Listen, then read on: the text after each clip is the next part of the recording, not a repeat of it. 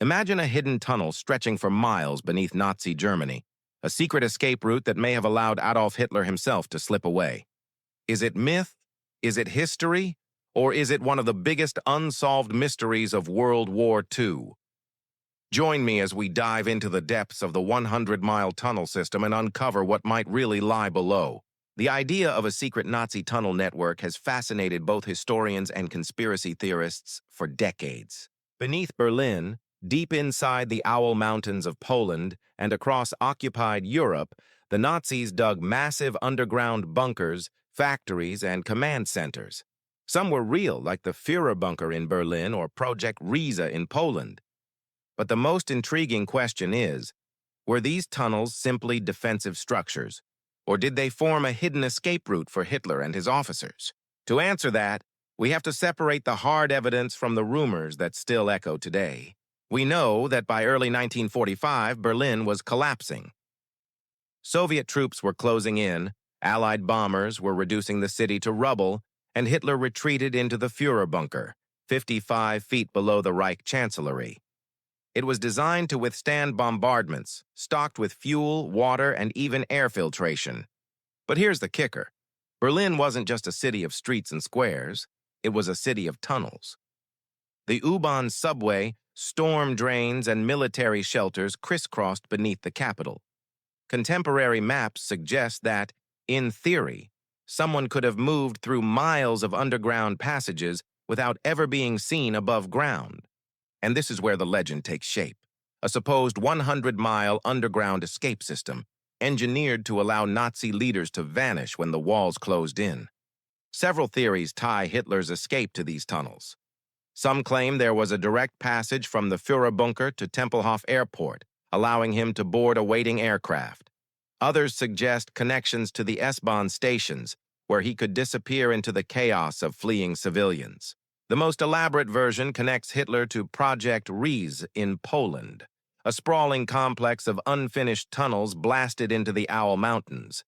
Built with forced labor and shrouded in secrecy, Riese was large enough to hide factories, weapons labs, or maybe even a government in exile. One former Nazi official even testified that he witnessed Hitler escaping through such tunnels. While unverified, this statement fueled decades of speculation. Documentaries, books, and even declassified intelligence files have entertained the idea that Hitler may not have died in Berlin, but slipped out beneath the ground. So, what's real and what's myth? First, no credible historian doubts that massive tunnels and bunkers existed. The Germans were masters of underground engineering. Complexes like Anlage Süd in Poland and the Berghofs shelters prove the Nazis invested heavily in subterranean defense. Second, Berlin's own tunnel systems were real, and they were used. In the final days, both soldiers and civilians tried to escape Soviet shelling by moving underground. Flooding and battles often turned these tunnels into death traps, but they were there. But here's the big problem. There's no documented evidence of a tunnel directly linking Hitler's bunker to any escape route. No maps, no blueprints, no photographs have ever confirmed a secret passage leading to Tempelhof or beyond. Soviet troops thoroughly investigated the bunker, and Allied intelligence pored over captured files. If such an escape tunnel had existed, it's likely we'd have found it by now. That hasn't stopped the myths. Shows like Hunting Hitler reignited public fascination by pointing to hidden tunnels and classified files. Some discoveries turned out to be ordinary basements or subway shafts. Still, the allure of a secret Nazi escape route remains irresistible. So why does this story stick? Partly, it's the mystery of Hitler's death itself. The Soviets initially gave contradictory accounts about his remains, fueling suspicion. Some even claimed he escaped to Argentina, a theory that survives in fringe circles today. And partly, it's because tunnels symbolize secrecy and hidden power. They suggest that maybe the official story isn't the whole story, that beneath our feet, history has been rewritten in stone and concrete. But the more likely explanation is less cinematic.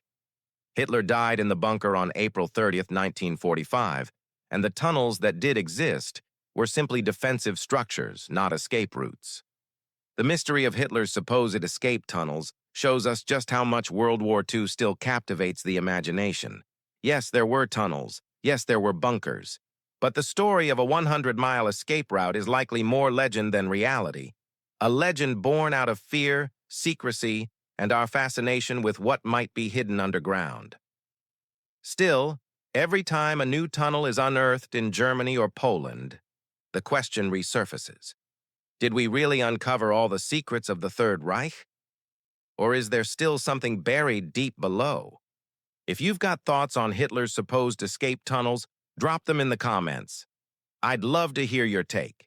And if you want more deep dives into World War II's biggest mysteries, hit subscribe and check out our next video on the secret Nazi bases in South America. History may be written above ground, but sometimes the most gripping stories are buried below.